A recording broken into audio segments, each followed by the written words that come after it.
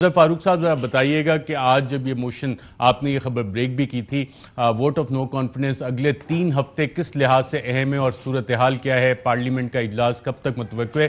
اور ایک اور اہم سوال اس حوالے سے جو پاکستان تحریک انصاف ہے، اسپیکر صاحب جو ایک کلوز انٹروڈیوس کیا گیا تھا فلور کراسنگ کا، وہ کس ٹائم پہ اپلیکیبل ہوگا؟ کیا اس حوالے سے کوئی بات چیت ہوئی ہے؟ جی ارشد صاحب سب سے پہلی بات تو یہ ہے کہ جب آج تحریک عدم اعتماد پیش ہوئی ہے اور ساتھ ہی قومی اسمبلی کا اجلاس بھی ریکوزٹ کرنے کے لیے وہاں پہ باضابطہ طور پر ریکوزٹ کیا گیا ہے، اپلیکیشن جو ہے وہ بھی دی گئی ہے، تو اس کا طریقہ کار جو ہے وہ بڑا آسان ہے۔ کل سے اس کی کاؤنٹنگ جو ہے وہ شروع ہوگی اور 14 دن ہے اسپیکر قومی اسمبلی کے بعد، 14 دن کے اندر اسپیکر قومی اسمبلی نے یہ قومی اسمبلی کا اجلاس کال کرنا ہے۔ ریکوزیشن جس مقصد کے لیے اجلاس کیا جاتا ہے اس کا ذکر اپوزیشن نے پہلے ہی کر دیا ہے کہ اسپیکر کے خلاف عدم اعتماد ہم لانا چاہتے ہیں، وزیر اعظم کے خلاف۔ تو اب 14 دن کے اندر وزیر اعظم کے خلاف کہ عدم اعتماد کی تحریک جو ہے وہ ڈسکس کرنا چاہتے ہیں، اس پر ووٹنگ کرانا چاہتے ہیں، تو اب 14 دن کے اندر اسپیکر قومی اسمبلی کا اجلاس کال کریں گے۔ یہ اسپیکر اب باؤنڈ ہو گئے ہیں، ریکوزیشن جب بھی ہو جاتی ہے اجلاس کی تو اس میں اسپیکر باؤنڈ ہے کہ وہ 14 دن میں اجلاس کال کریں۔ اس کے بعد 7 دن ہے مزید جس میں یہ سارا پروسیس جو ہے وہ اس کو مکمل کرنا ہے، 3 دن کا ٹائم ہوتا ہے جس کے بعد یہ پروسیس جو ہے وہ کمپلیٹ کرنا پڑتا ہے۔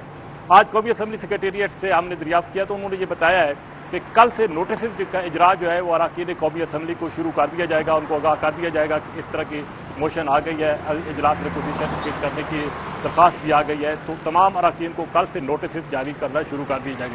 22 مارچ تک قومی اسمبلی کا اجلاس ہر حالت میں اسپیکر قومی اسمبلی نے کال کرنا ہے اور 22 مارچ آخری دن ہوگا، 14واں دن ہوگا، اس کے بعد جو ہے 7 دن کے اندر یہ سارا پروسیس جو ہے وہ وائنڈ اپ کرنا ہے اسپیکر قومی اسمبلی نے۔ شو آف ہینڈ کے ذریعے یا ڈویژن کے ذریعے یہ ووٹنگ ہوتی ہے۔ اب ظاہری طور پر جو حکومتی ارکان ہیں وہ اس اجلاس میں شریک نہیں ہوگے، تو اپوزیشن نے یہ اجلاس کال کیا ہے اور اپوزیشن تحریک عدم اعتماد لائی ہے، اپوزیشن نے 172 ارکان جو ہے قومی اسمبلی کے پورے کرنے ہیں، تو یہ کل سے جو ہے اس کا باضابطہ طور پر عمل شروع ہو جائے گا۔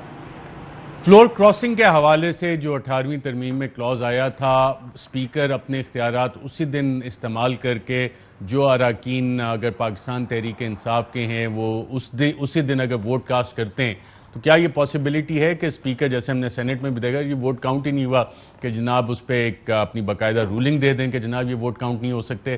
قانون اس حوالے سے کیا کہتا ہے، یا کہ یہ فرسٹ امپریشن کا کیس ہوگا، کیس آف فرسٹ امپریشن؟ نہیں ارشد صاحب، یہ پہلے ایک کیس اس طرح کا آ چکا ہے، بلوچستان اسمبلی میں منظور کاکر جو ہیں وہ انہوں نے ووٹ کاسٹ کیا تھا، فلور کراسنگ کی تھی، ان پر یہ اپلیکیبل ہوئی تھی کلاس جو ہے ڈیفیکشن کلاس، تاہم اس کا ایک پروسیس ہوتا ہے، وہ پروسیس کے تحت جو ہے وہ ڈی سیٹ ہوئے تھے۔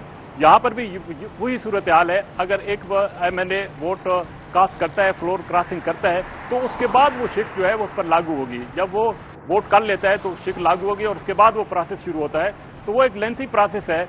جس طرح کہ کہا جا رہا ہے کہ پہلے الیکشن کمیشن کے پاس ریفرنس جائے گا، پھر الیکشن کمیشن کوئی فیصلہ کرتا ہے تو ہائی کورٹ کا فورم ہے، پھر سپریم کورٹ کا فورم ہے، جس طرح کہ فیصل واڈا کا جو کیس ہے وہ اس وقت بھی عدالتوں میں گھوم رہا ہے، تو یہ ایک لمبا پروسیس ہے۔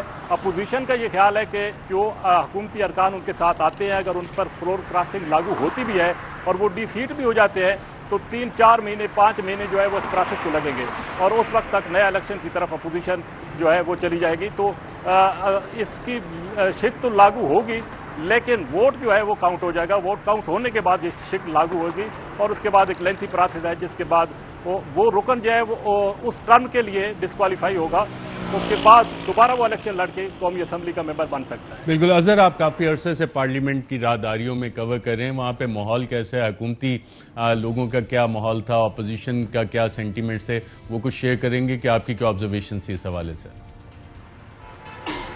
جی ہاں، آج بھی ہماری ملاقاتیں ہوئی ہیں، حکومتی ارکان سے بھی ہوئی ہیں، اپوزیشن ارکان سے بھی ہوئی ہیں، دونوں اطراف سے دعوے تو ہوتے رہے ہیں لیکن عملی اقدام جو ہے وہ آج اپوزیشن نے اٹھایا ہے تحریک عدم اعتماد کے حوالے سے۔ یقینی طور پر کچھ حکومتی ارکان بھی ناراض ہیں حکومت سے لیکن وہ کھل کر سامنے نہیں آ رہے تھے اور اس بات کا بھی امکان ہے کہ 14 دن مزید وہ لیں، جب آخری ٹائم آئے تو کچھ جس طرح کی اپوزیشن کہہ رہی ہے، دعوے کر رہی ہے، کچھ ارکان جو ہے وہ اپوزیشن کے پلڑے میں اپنا ووٹ ڈالیں، لیکن ابھی تک یہ صورتحال یوں کی توں ہی جاری رہے گی۔ अपोजिशन जो है वो भी मुतमैन है, अपोजिशन के भी बड़े दावे हैं। अपोजिशन कह रही है कि 33 अरकान उनके पास आ गए हैं, ओवरलोड हो गई है लेकिन सूरत हाल। लेकिन अब देखना ये है कि अपोजिशन किस हद तक अपने दावों में कामयाब होती है, क्योंकि वज़ीर-ए-आज़म इमरान खान के जो बिल्कुल मुतमैन है, हुकूमती अरकान भी मुतमैन है, वज़रा भी मुतमैन है कि वो डट कर अपोजिशन का मुकाबला करेंगे। अब इसमें वाज़े तौर पर खुलकर सामने आना पड़ेगा, अगर हुकूमती अरकान अपोजिशन को वोट करते हैं, फतह या शिकस्त जो है वो थोड़े से मार्जिन से होगी, इतना बड़ा मार्जिन जो है वो नहीं होगा, क्योंकि 163 का फिगर इस वक्त अपोजिशन के पास है, 178 अरकान जो है वो हुकूमत के पास है। अपोजिशन को 10 से 11 अरकान की ज़रूरत होगी, लेकिन दावा अपोजिशन की तरफ से बड़ा है। अब देखना ये है कि मुकाबला इंतहाई यकीनी तौर पर सख्त होगा। माजी में जो अदम एतमाद पेश होती रही है वज़ीर-ए-आज़म के खिलाफ, वो नाकाम होती रही हैं। तो अब देखना यह है कि अपोजिशन किस हद तक, अगरचे इकट्ठी तो हुई है, लेकिन किस हद तक अपने इस दावे को कामयाब करती है और वज़ीर-ए-आज़म इमरान खान के खिलाफ कामयाबी हासिल करती है। लेकिन दूसरी तरफ हुकूमती अरकान जो है और हुकूमती वज़रा और बिलखसूस वज़ीर-ए-आज़म खुद खासे मुतमैन है कि अपोजिशन उनको शिकस्त नहीं दे सकेगी। बहुत शुक्रिया आज़म फारूक की अपडेट्स हमारे साथ शेयर करने के लिए। नाज़िम, वज़ीर-ए-आज़म क्या सोच रहे हैं इस हवाले से हमारे कॉरेस्पॉन्डेंट रिपोर्टर अब्दुल कादिर हमें ज्वाइन करेंगे, लेकिन उससे पहले मिनिस्टर साहब घबरा तो नहीं रहे? किससे? वैसे भाई घबराने की क्या बात है इसमें? मोहसिन राजा साहब, हुकूमत के घबराने का वक्त शुरू हो चुका है या आपको लग रहा है कि बिल्कुल घबराहट नहीं है? मिनिस्टर साहब कह रहे हैं कोई घबराहट नहीं है। किस चीज़ से घबराना है? घबराना एक अलहदा चीज़ है और फिर घबरा के आगे से नाम मानना एक अलहदा चीज़ है। इंटरेस्टिंग। वैसे घबराना चाहिए था आसिफ जरदारी को, बहुत शदीद। उनके बाजू से जो बैठा था उसने कहा था मैं उनको खंबे में टांगूंगा और पेट फाड़ के सब पैसा निकालूंगा। आज उनके साथ बैठ के प्रेस में कह रहे थे कि हम पाकिस्तान को बचाएंगे। पहले पेट फाड़ रहे थे, खंभों में टांग रहे थे। घबराना उनको चाहिए, मुझे किस बात की घबराने की जरूरत है? वो बाजू बैठा हुआ है, वो गलती से अगर दिमाग चेंज हो जाए, भाई पहले दिमाग में था अब चेंज हो गया, यहाँ बैठे हो सकता है वहाँ बैठे बैठे दिमाग चेंज हो जाए, वहीं कहीं टांग दे खंभे में। घबराना तो उसको चाहिए, मुझे क्यों घबराने के लिए? कुछ कहना चाहेंगे? या मैं साबिर साहब से पूछूंगी कि ब्यूरो चीफ भी है कि वो बात तो सही है इनकी भी कि घबराना अगर इस तरीके से जरदारी साहब वाली मिसाल दी तो फिर परवेज इलाही साहब भी पंजाब के जिनको डाकू कहते थे उनको भी फिर इमरान खान को घबराना चाहिए, जिनको डाकू कह रहे थे अब उनको वजीर आला बना। तो जब से कह रहे डाकू आपको हम आज भी कह रहे हैं। अब तो कभी चेंज नहीं। परवेज इलाही साहब को हम तो गले से ही कह रहे हैं। परवेज इलाही साहब को भी कहते हैं। हाँ, परवेज इलाही की बात किसको? परवेज इलाही साहब को भी कहते हैं। सारे केसेस भुगते हैं ना अपने, ये भी भुगत लेंगे।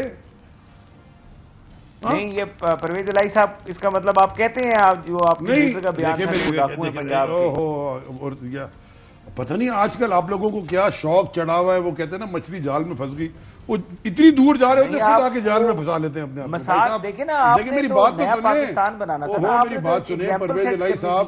परवेज इलाही साहब इस मुल्क के डिप्टी प्राइम मिनिस्टर रह चुके हैं। आसिफ जरदारी साहब ने उनको लगाया था। बात तो सुन लें, आप मुझे उसका जवाब, मेरी बात तो सुन लें। वो सारे नायब के केसेस भुगत के आए हैं और वो हुए हैं, अपने आप को उन्होंने बरी की। ये तो अभी केसेस चल रहे हैं। आपके लीडर का तो 400 करोड़ वाला भी हिसाब आपने थोड़ी बरी की है। मेरे अकाउंट से तो नहीं निकला भैया, शहबाज शरीफ के अकाउंट से निकला है। जरदारी साहब को तो लटका रहे थे आप, आज आजाद बैठे, और वो साहब जो बाजू बैठे थे मौलाना साहब, उनका नाम मैंने तो चले इसका काफी टाइम है हमारे पास इस डिबेट को आगे लेके चलते। साबिर शाह पाकिस्तान बचाएंगे। घबराने का वक्त किसका शुरू हो रहा है इस वक्त? इस वक्त जो ज्यादा खुश है। अच्छा, कौन ज्यादा खुश है? मैं तो पता नहीं। ये क्या बात करें, सच सही बताया साबिर भाई, डरने की बात। अच्छा, उसमें ये है कि पहली बात तो ये है कि जो अदम एतमाद की तहरीक एक तो मोहतरमा बेनज़ीर भुट्टो के खिलाफ आई थी और वो नाकाम हो गई थी। एक आई थी 11/12/1957, 11 दिसंबर 1957, पाकिस्तान के छठे वज़ीर आज़म इब्राहिम इस्माइल चंडीगढ़ उनके खिलाफ आई थी, तो वो कामयाब हो गई थी।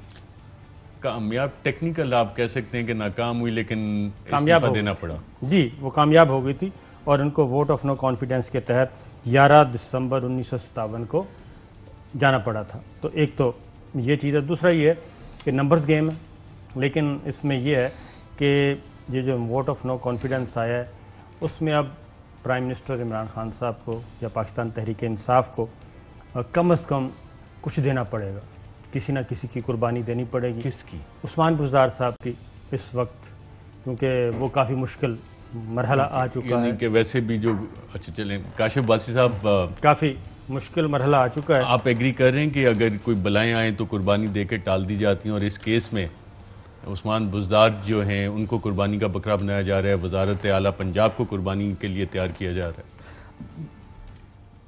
کچھ ڈیمانڈز تو ہیں اور وہ بڑی سیریس ڈیمانڈز ہیں، کس جس میں بزدار صاحب کا جانا ایک بڑی سیریس ڈیمانڈ ہے محکمہ زراعت کی.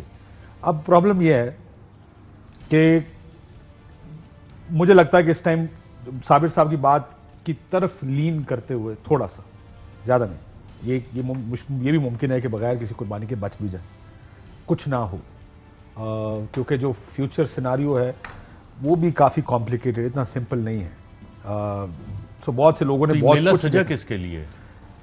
دیکھیں آئی کانٹ امیجن کہ میلہ سی ایم پنجاب کے لیے سجا ہوگا. وہ تو ابھی تھوڑی دنوں پہلے ایک اس میں تیزی آئی ہے، اپوزیشن تو پہلے دن سے عمران خان صاحب کے سر کے پیچھے آئی ہے اسلام آباد، یا اس سے پہلے سے پچھلے ایک مہینے سے ہم تاریخیں وہ کہہ رہے تھے کہ ہم عدم اعتماد لے کر آئیں گے، تاریخ تو کب آئے گی، وہ یہ تو بات شروع ہو گئی تھی.